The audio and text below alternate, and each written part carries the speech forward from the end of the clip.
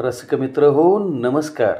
मी अमित कुमार शेलार आपणासमोर सौ कांता भोसले यांचा मनातील मानदेश या कथासंग्रहातील पंचम ही कथा आपणासमोर अभिवाचन करत आहे. तत्पूर्वी आपण माझ्या अमित कुमार शेलार या चॅनलवरती प्रथमच आला असाल किंवा माझा चॅनल अजून सबस्क्राईब केला नसेल तर आपणाला विनंती की माझा चॅनल जरूर सबस्क्राईब करा आणि त्याचबरोबर आपल्या मित्रांना, आपल्या परिवारातील लोकांनाही माझ्या कथा ऐकायला आणि चॅनल सबस्क्राईब करायला जरूर सांगा. तर ऐकूया मनातला मानदेश सौ कांता भोसले यांच्या कथासंग्रहातील कथा पंचम. शेलार वस्तीवर एका शिनाच्या 4-2 वर्गानं मागं पुढं शिकणाऱ्या चांगल्या 20-25 पोरी आषाढी बेंद्राची पुणी उजाडली की आम्हा पोरींना पंचमीची वड लागायची. बाळी, लती, सुरखी, कल्पी, रिखी, वनी, सुनी, कौशी, पारी, तारी. बेंद्रा दिवशी संध्याकाळी हातावर पाणी पडतं ना पडतंय तवर लिंबाखाली पारावर आमचा गोळका जमायचा. 1-2 तास होदड्या मारीत जिम्म्या फुगड्या खेळायचो आणि आदनमधनं पावसाची रिमझिम सुरू व्हायची. पाराजवळ गुरुवाचं 5-6 खानाचं कौलारू घर. पावसाची रिमझिम थांबस्तवर आम्ही साऱ्याजणी गुरुवाच्या घराच्या सोप्यात गोळाका करून बसायचो. आमच्या गोंधळानं सोप्यात झोपलेली माता मावशी कुस बदलून जागी झालीच म्हणून समजायचं. माता मावशीला रातचं दिसत नव्हतं. वस्तीवली सगळी म्हणायची तिला रातांदळ झालंय. आमच्यामुळं तिची झोपमोड झाली तरी ती आमच्यावर कावाच रागवत नव्हती. माता मावशी अंथरुणावर उठून बसली. सोप्यात आधीच जागा कमी होती त्यामुळं आम्ही दाटीवाटीनं बसल्या बसल्या टिकली मारीन गाण्याच्या नावाच्या बेंड्या खेळायला लागलो. बेंड्या खेळता खेळता कल्पी आणि बाळी आल्या. दोन्ही गटात चांगली चिडाचिडी झाली. बेंड्याचा डाव मोडला. आतापर्यंत गप बसलेल्या माता मावशीनं कमळातनं तपकिरीची डबी काढली. तपकिरीची चिमट नाकाला लावीत म्हणली, अगं फोडावण्यानो, तोंड भर करा की गा तुमचं. डोसकं उठलं ग माझं. तरी बरं खापराची नाही ती तोंड, नाहीतर कवाच फुटली असती. काय ग बोरड्यावानी काला काला करताय ग मागाच्यानं. अगं मावशे, त्याचं काय आहे, बाहेर पाऊस पडतोया म्हणून सोप्यात बसलूया, लती म्हणली. मग बसल्या बसल्या गीत म्हणावती, नुसता धिंगाणा का म्हण घालताय ग. माता मावशीच्या बोलण्यानं आम्ही साऱ्याजणी भानावर आलो. आमचा कालवा थोडा कमी झाला. पण रत्नी गप बसणाऱ्यातली नव्हती. ती पडदेशी मावशीला म्हणली, मावशी आम्हाला नाही की येत गीत, तू शिकव की आम्हाला तुझ्या काळातली गीतं. अगं आता मी झाली म्हातारी, विसरलं समद. आता कशाचं गीत ध्यानात आहे ती. हुमनं कशी ग ध्यानात आहे ती आणि गीतं कशी विसरलीस. रिखे म्हणली, अगं पोरीनू गीत म्हणायला गळा लागतोय. आता तोंडात दात नाही, गळ्यात जीव नाही. एखादं आठवलं तरी त्याचा शांडा बुडखा लागत नाही. विसरलं ग पार. आता बोलावून आलं की निघायचं झालं. तेवढ्यात बाळीनं बाभडीपणाने विचारलं, हो आता तुला कुणाचं ग बोलावणं याचं आहे. कुठं जायची आहेस तू. तशा पोरी गोळख्यातनं उठली तशी पारे गोळख्यातनं उठली आणि बाळीला डाफरत माता मावशीजवळ गेली. ए गप ग, तुला काय कळत नाही, उगाच मधी मधी तोंड घालती अडपाट कुठली. पारीच्या बोलण्यानं बाळी गप झाली. पारी माता मावशीजवळ वाकळवर पालकट घालत बसत सगळ्या पुरुषनी दाबवायला लागली. सगळ्या जणींनी तोंडाला कुलप घाला बघू. आता मावशी आपल्याला हुमान घालणार आहे. जिला हुमान ओळखायला येईल तिनंच फक्त तोंड उघडायचं, कळलं का. आम्ही माना डोळा लावल्या. मावशे आता घाल हुमान, आम्ही वळागतो. अगं पुरीनू हुमन बी सारली ग पाक. तुमावानी होती तवा मायंदाळ मायंदाळ हुमन घालायचे मी.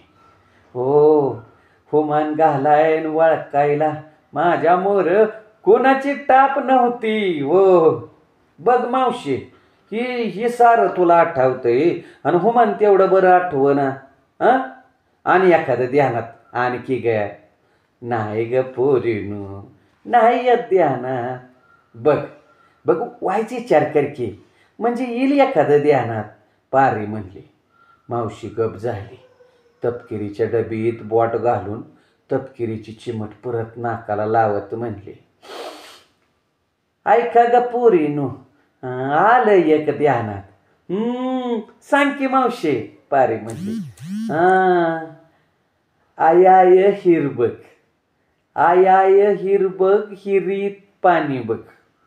आय हिरबग हिरीत पाणी बघ, पाण्यात यल बघ याला फुल बघ. वळका बघू कोण वळखतय ती. मावशे मावशे, दिवा दिवा दिवा. आलकीनं हुमान वळाकलं. बाया बराबर की वळाकलं. बरं आता दुसरं घालते हुमान. हुमान हुमनी नाकात चिमणी. हुमान हुमनी नाकात चिमणी. नथ नथ. लुची पटकन बोलून गेली. तशी कौशी लुचीला हिनवत म्हणली, नथ खा ग्वाऱ्या बामणाचा जत. अगे कळवंडू नका ग. आता दुसरं घालते. असं मावशी म्हणतच परत पोरी शांत झाल्या. नीट ध्यान देऊन ऐका ग. आणि नीट उत्तर द्या. आधी होती साधी भोळी, मग घातली हिरवी चोळी. आधी होती साधी भोळी, मग घातली हिरवी चोळी. आता आली रंगाला, हात लावू दिना अंगाला. आता आली रंगाला, हात लावू दिना अंगाला. सांगा बघू सांगा बघू. सगळ्याच गप बसल्या, कोणालाच येईना. अगं काय झालं ग. अगं वळखा की. काय ग, काय असेल उत्तर. आमची कलकल वाढली. तशी पारी मावशीला म्हणली, बाया येईना कोणालाच, तूच सांग मावशी. अगं लय सल्प आहे. अगं जरा विचार करा की आणि सांगा की. अगं खरंच नाही येत कोणाला. आता तूच फोड करून सांग बया. अगं असं काय करताय, तुम्ही शाळा शिकताय नव. मग काय अवघड आहे हुमान वळखायला. मावशे, मास्तर आम्हाला हुमान नाही शिकवीत शाळेत. पाढा शिकवतो, पुस्तकातलं धड कविता शिकवतो. आम्ही हारलो बाया. मग तर झालं. आता सांग बरं फोड करून. रत्नी म्हणली, बघा आता सांगते, ध्यान देऊन ऐका. ही हुमनच आहे. ही हुमान आहे करडीचं. करडी? ते कसं काय? सुनीनं विचारलं. अगं सांगती. उगवताना करडी साधी असते, मग हिरवीगार होती. परत पानाला तिच्या काट येत्याती. मोठी झाल्यावर शेंड्याला तांबड्या पिवळ्या रंगाची फुलं, काटेरी बोंड येत्याती. तिच्याजवळ गेलं की काट टोचत्यात. कळलं का? बया काय भारी सांगितल्यास ग हुमान. असं आणखी एखादं सांग की ठेवणीतलं. पारी लाड म्हणली. बरं ऐका ग पोरीनो, अजून एक आठवलंय बघा. सूप भरला त्यात चमकतोया रुपया बंदा.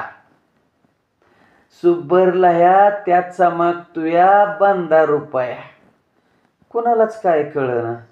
सगळ्याजण एकमेकीच्या तोंडाकडे बघायला लागल्या. का काय झालं ग, सांगा की आता. बाया नाही ओळखत. कसा ओळखत नाही. अगं खरंच नाही ओळखत मावशे, लती आपली नाखुशीने म्हणली. तूच सांग फोड करून, पारी म्हणली. नाही ओळखत ना कोणाला, मग साऱ्या जणी बाहेर अंगणात व्हा बरं बाहेर अंगणात, मग सांगते.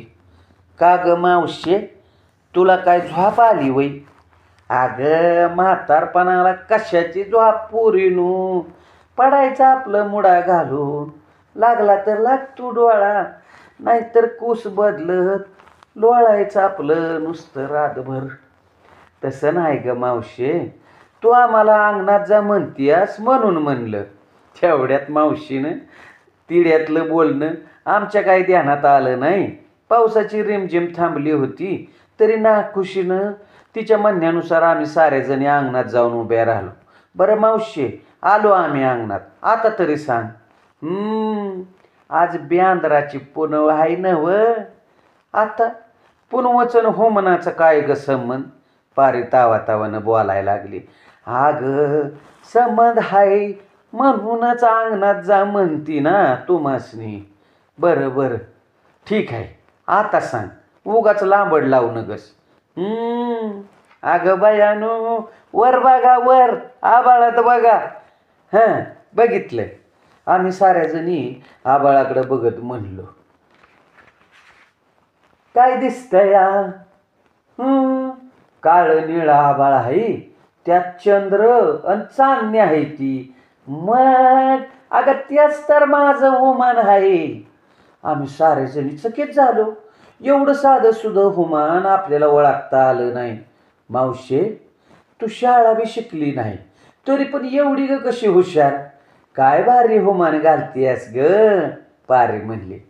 अगं तुमच्या शिनाची होती तवा लय हुमन याची, आता अगं पार सारली. अशी कवा तरी येत्यात ध्यानात. बरं मावशे, अजून एखादं सांग की ग फक्कड हुमान. रेखी लाडात म्हणली, आज नाही बाया, उद्या बघू.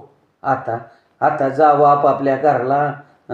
रात चढाया लागली या, नाहीतर घरची माणसं येत्याली हाका मारत. आता उठा उठा, झोपायचा टाईम झाला या, उद्या सांच्याला बघू. मग घरी जायला आम्हाला रात्रीच्या 10 वाजायच्या.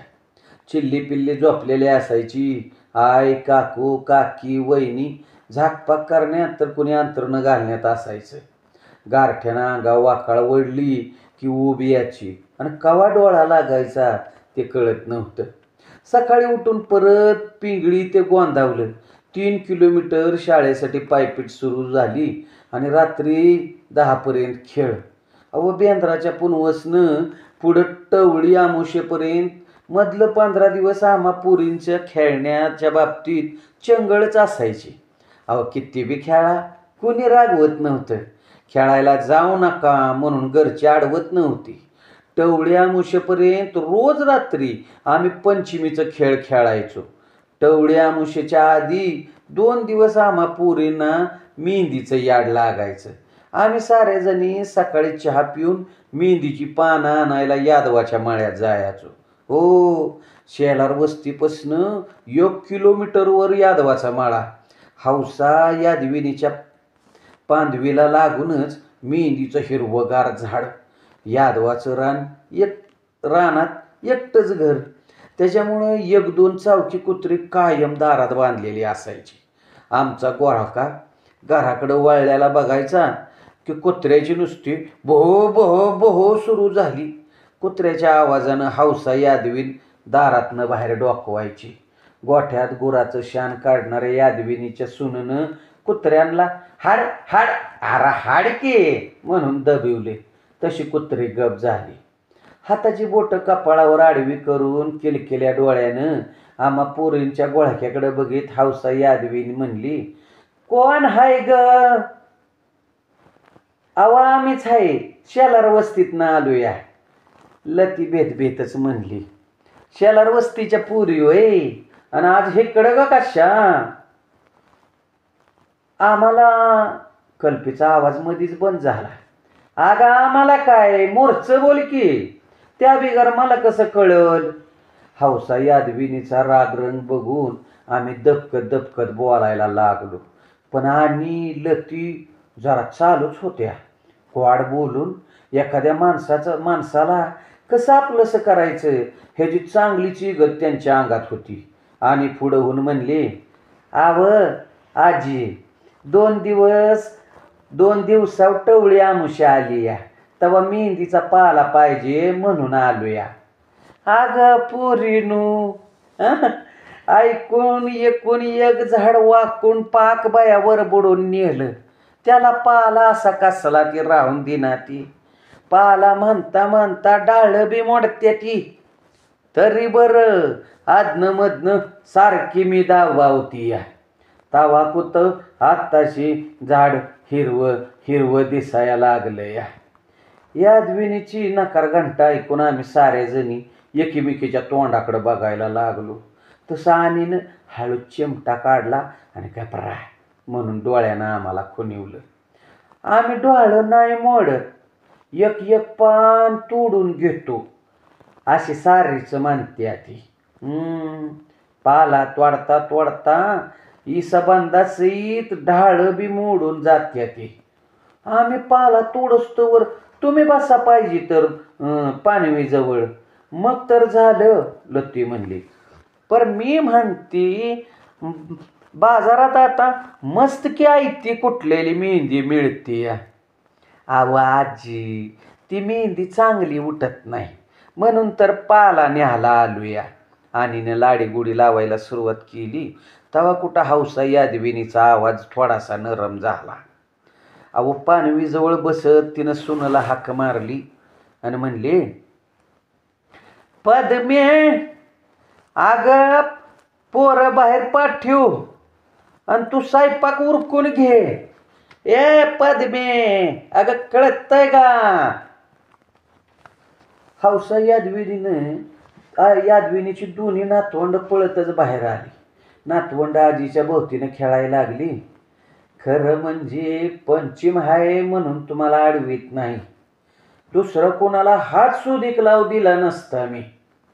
पुरीनू पाला तोडा ग बायानो, डाळ वरबडू नका, इसबन तोडू नका.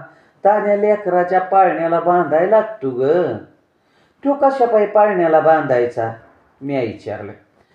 त्यानं तान्या लेकराला दृष्ट लागत नाही म्हणून बांधायचा असतो. असं होय. त्यामुळं तर ताईच्या बाळाच्या पाळण्याला आईनं इसबंद बांधलाय. बोलता बोलता आम्ही पुरी मेहंदीच्या झाडावर चोहूबाजून तुटून पडलो. साऱ्याजणी तोडलेला पाला गोळा करून एका फडक्यात बांधला. यादविनीला जातो म्हणून आम्ही शेलार वस्तीजवळ केली. वस्तीवर थेट लोचीचं घर गाठलं. आम्हाला बघून लोचीची आई म्हणली, पोरीनं शाळेचा टाइम झाला की ग, कवाच्या धरणात जाऊन बसलाय पाला आणायला. पाला तरी आणला का? पाला आणलाय म्हणून तर आज आम्ही शाळेत जाणार नाही. अजून मेहंदीचा पाला वाटायचाय आम्हाला. ए आहे बघ की, सगळ्या पुऱ्या शाळेत जाणार नाही ती. मी पण आज शाळा बुडवू का ग?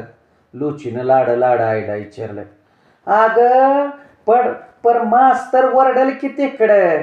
आधीच म्हणतोया घरच्या कामासाठी पोरीसनी शाळेत पाठवित नाही म्हणून. अगं वरडू दे, तुम्ही नका त्याची काळजी करू काकी, आम्ही सांगतो मास्तराला काय सांगायचं ती, पारी म्हणली. अगं पोरीनू, शाळा बुडावली म्हणून काय मास्तरच्या जोळीत दोंडा पडणार नाही. तुमचंच नुकसान आहे म्हणून म्हणते या. होय, पण पंचमीला आम्हाला मेंढी नको का? आता तुम्हीच सांगा, पाला कोण वाटणार? लती म्हणले. शाळेतनं आल्यावर वाटावा ग, शाळेतनं आल्यावर वाटावा. म्हण शाळेतनं आल्यावर वाटावा. शाळेतनं आलं की लगेच तुम्ही कामाला लावता. शेरड बांधा, करड बांधा, कोंबड्या डाला, पाणी आणा, तवर रात होती. मग आम्ही पाला वाटायचा कवा, खेळायचं बाया कवा? काकी जरा वेळ शांत झाली आणि आमच्याकडे बघित म्हणली, ते बी खरंच आहे म्हणा, पण पाला कुठं वाटणार ग? ही कोण तुमच्याच की घरे? बरं मग असं करा, मी निघाली या पांढरीत बांधलायला. तुमची मेहंदी वाटून झाल्यावर घराला नीट कुलूप लावा. आमच्या लुचीला कुलूप लावा येत नाही. घर उघडं टाकून फिरत बसायला इकडं तिकडं. हिथं दिवळीत कुलूप किल्ली आहे बघा. आहे तू काय बी काळजी करू नकस घराची. घर उघडं ठेवून मी कुठं सुधीक जाणार नाही. तू सांची घरी असतोवर आम्ही सारं नीटनेटकं करून ठेवीन. मग तर झालं. मग मी जाती. घर नीट सांभाळा ग पोरीनो. काय अगं काय म्हणते. होय होय जावा तुम्ही. तशा आम्ही सारेजणी माना डोलावल्या. दगडी पाट्यावर आम्ही आळीपिळीनं मेहंदीचा पाला वाटायला सुरुवात केली. अहो गिळगिळी चिकट पाला निम्मा अर्धा वाटला. तसा पाटा वरवंट्याचा नुसता राडा झाला. पाला वाटता वाटता हात रांगायला लागलं. तसा तसा प्रत्येकीला हुरूपच वाढायला लागला. चेहऱ्यावर मेहंदीचा गडद रंग खोलला. पाला बारीक वाटून झाल्यावर मेहंदीचा लगदा एका बगुल्यात काढला. त्यात लिंबू पिळलं कात घालून ठेवला. तवा कुठं आम्हाला समाधान वाटलं. आमचा सारा दिवस मेहंदी वाटण्यात हसण्यात खेदळण्यात निघून गेला. सांची पार आईनं येस्तोवर रानातनं येस्तोवर आम्ही पोरीने बरीच कामं करावी लागायची. परड्यातनं जळान आणायचं. हापशीवरनं 4 पाण्याचा हांड रांजणात वतायचं. घरातला पसारा आवरून झाडलोट करायची. सारी कामं उरकून लुचीनं चुलीला दिवा लावून चुलीवर चहाला अंदान ठेवलं. तवर आईनं शेतात जाताना बरोबर नेलेली शिर्डी पळतच बॅ बॅ करीत गोट्यात आली. लोचीनं शिर्डी मेढेला बांधली. तिच्या कासाला घातलेली पिशवी सोडली. चहासाठी दूध काढून करडं प्याला मोकळी सोडली. तेवढ्यात तिची आई पोचली. आई सोप्यात बसती ना बसती तवर लुचीनं आईला चहा दिला. आईला लय बरं वाटलं. चहा पिता पिता लुचीला म्हणली, पोरीनो माझ्या आज आयता चहा दिला बघा का तुम्ही मला. आणि घर बी कसं चकाचक केलंय बरं का पोरीनो. आमच्या कामावर खुश होऊन आमची आई अशी ग्वाड बोलायच्या. अहो ह्याच संधीचा फायदा करून घेत आम्ही आयाच्या मागं टोमणं लावायचं. आये मला पंचमीला नव्या बांगड्या घे के. रिबीन टिकल्या कानातलं चाप आणि गाजरा पण पाहिजे. पाहिजे म्हणजे पाहिजे. आय असा हट्ट आईजवळ धरायचो. नाही वय करीत आमच्या आया राजी व्हायच्या. मग आम्हाला सारं काही नवीन मिळणार. ह्या आनंदानं आमचं पाय जमिनीवर थरत नव्हतं. संध्याकाळी खेळण्यापेक्षा कोण काय काय घेणार ह्याच्यात चर्चेला उदान यायचं. रात्री झोपताना दिवसभर वाटलेली मेहंदी काडीपेटीतल्या काडीनं हातावर लावता लावता कल्पी म्हणली, मला एक आयडिया सुचली या. तुझं नवच असतंय बाया. मग तुला नाही सुचणार कोणाला तर कोणाला. पारे ठसक्यात म्हणली, गप पारे ती काय म्हणती ती तरी ऐक. मी पटकन म्हणली, बरं बाया राहिलं माझं. सांग कल्पे तुला काय कल्पना सुचली या.